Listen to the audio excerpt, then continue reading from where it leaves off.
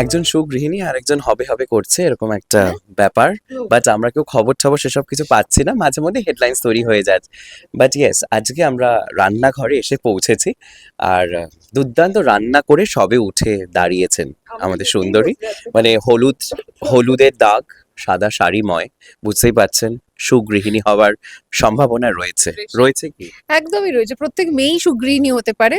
মানে আমার মনে হয় যেটা ইচ্ছের উপর নির্ভর করে। তোর কি এখন ইচ্ছা আছে সুগৃহিণী হওয়ার? উত্তরটা পেলি?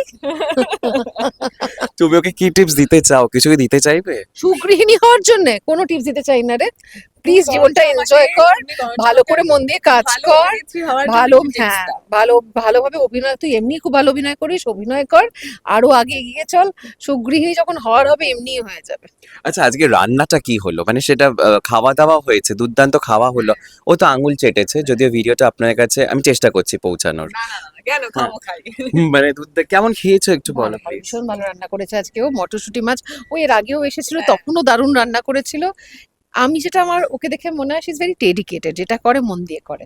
Thank you. ঠিক বললাম তো? হ্যাঁ। কিন্তু আমার খুব ভালো লেগেছে, ও এক আঙ্গুল দিয়ে কি সুন্দর করে মাছের গায়ে হলুদ লাগাচ্ছিল, আমি দেখছি। এক আঙ্গুল দিয়ে করিনি, দু আঙুল ব্যবহার করেছে। ইউজ করেছি। আর কি ৫-৬টা আঙুল লাগে নাকি? যেই কাজটা রান্না দু করো। আঙুলে হয়ে যাবে, সেই আঙুল সেটা কাজটার জন্য ৫ আঙুল যখন কেন? গৃহিণী হবে ওর এক আঙুল, দু আঙুল, ৫ আঙুল, ১০ আঙুল দিয়ে প্রয়োজন পড়লেও লাগিয়ে নেবে। তার কারণ হলো তখন ওর জীবনে প্রায়োরিটির উপর সবকিছু নির্ভর করবে। বুঝতে পারছো? এখন That's প্রায়োরিটি true, হলো দেখেছো? প্রজাপতি 2, সেই জন্য ইয়েস। হ্যাঁ। আচ্ছা, আজকে মানে প্রজাপতি 2 আমরা সকলে জানি। আচ্ছা, এই যে রান্নাটা হলো, এই রান্নাটা কার? মানে মায়ের নাকি তোমার নিজস্ব? অ্যাকচুয়ালি যদি খুবই ওই করে বলতে হয় তাহলে বলবো আমার, বাট অ্যাকচুয়ালি মায়ের রান্না, মাই শিখিয়েছে।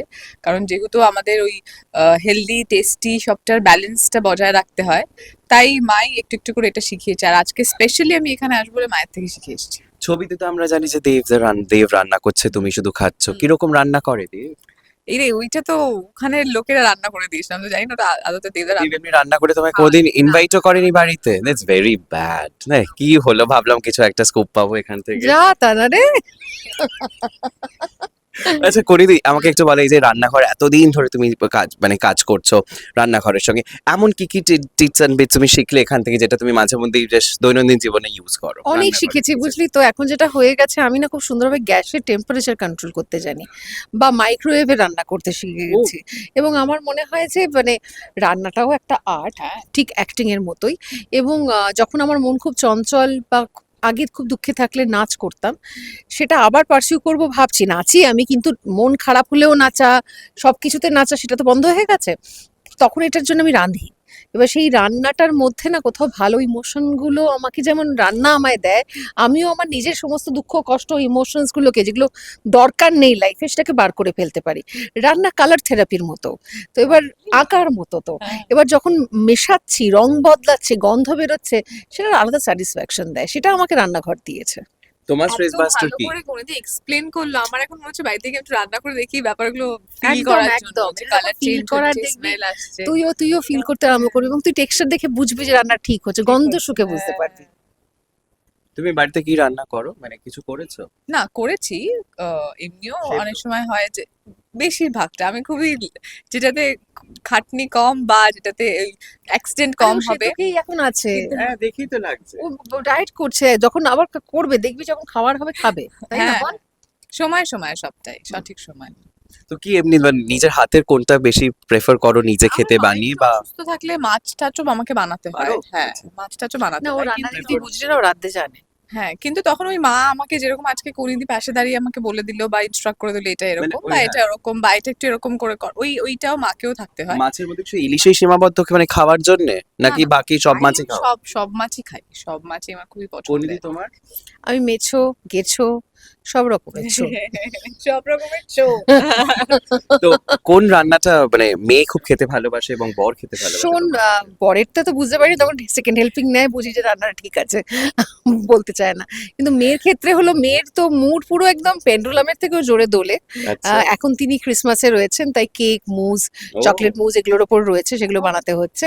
আর কখনো কখনো আবার মানে ও আমার মাংসের ঝোল, পাতলা মাংসের ঝোল দিয়ে ভাত খেতে ভালোবাসে। চিকেন? শাক না, শাক chicken, টাক সব সব আমি মাটন অত চিবোতে পারে না, মানে চায় না চিবোতে বোধহয়, লেজি।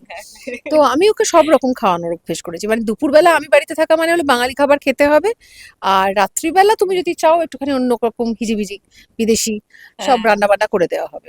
আচ্ছা, 2025 প্রায় শেষের দোরগোড়ায়, কি পাওয়া হলো, এবং 2025 থেকে যদি কোনো একটা মোমেন্ট আবার রিলিভড করতে হয় তাহলে কোনটা? দুজনের কাছেই প্রশ্ন।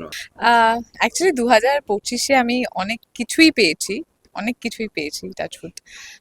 তবে যদি একটা জিনিস যেটা শুধুমাত্র রিকালেক্ট নয়, আমার মনে হয় আমি আমার লাইফ টাইমেই আমার সঙ্গে রাখতে চাইবো, সেটা হচ্ছে যে আমি অডিয়েন্সের থেকে যেই ভালোবাসা, যেই সাপোর্ট, আর আমি যখনই কোনো স্টেজে গেছি বা দাঁড়িয়েছি, আমি তাদের মধ্যে যেই উন্মাদনা বা যে এনার্জিটা ফিল করেছি, আমি সেটাকে আমার যত জনম আমি বাঁচবো, আমি চাই ততদিন আমার সঙ্গে থাকুক। কি বৃষ্টি। মিষ্টি করে বললো তুমি। 2025 খুব একটা ভালো আমার জন্য যায়নি, কারণ আমি মাকে হারিয়েছি। আর রিভিজিট করতে বললে আমি বলবো 1 এপ্রিলের আগে ফেরত যেতে চাই, যাতে মার সাথে বসে একটু কথা বলতে পারি, আদর করতে পারি। আর কোনো মুহূর্ত যেটা ফেরত না আসে 2025-এর? আমার মায়ের চলে যাওয়া। 2025-এ কোনো মুহূর্ত যেন ফেরত না আসে। মানে আমি আর দেখতেই চাই না না, It's very 2025-এ আমার এমন কিছু ঘটনা কিছু ঘটনা ঘটে। না। সে যদিও ঘটে থাকে, হয়তো তার পারিপার্শ্বিক বাকি মুহূর্তগুলো আমার কাছে এতই ভালো ছিল যে আমি ওটাকে অলরেডি ভুলে গেছি, আমার ওটা মনেই পড়ছে না। বেশ। Very nice. 2026 দুর্দান্ত কাটুক দুজনের, কারণ আসছেই।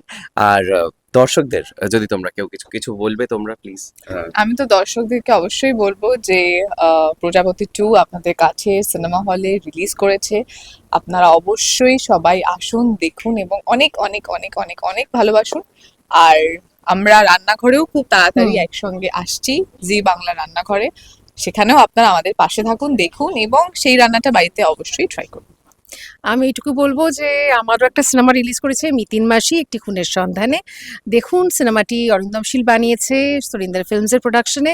সিনেমাটি খুব ভালো হয়েছে এবং মিতিনকে একটু অন্যভাবে চেনা যাবে, এবং আমার মনে হয় প্রজাপতি 2, মিতিন, বাংলার বেশ কয়েকটা সিনেমা এই বছর রিলিজ করেছে, লহ গৌরাঙ্গের নাম রয়েছে। হলে গিয়ে সিনেমা দেখুন এই সব ক্রিসমাসের সিনেমা ছুটিতে। দেখুন আর ক্রিসমাস খুব ভালো করে খুব কাটান। এনজয় করুন, নতুন বছর ভালো হোক। 2026 আসছে এবং দুর্দান্ত করে কাটুক প্রত্যেকের। আর এরকম নানান এন্টারটেনমেন্টের রেগুলার ডোজ পেতে হলে অবশ্যই চোখ থাক দি ওয়ার্ল্ড নিউজে, কারণ খবর এখন এখানে। ক্যামেরায় শুভমের সঙ্গে Arunabha, the World News, Kolkata.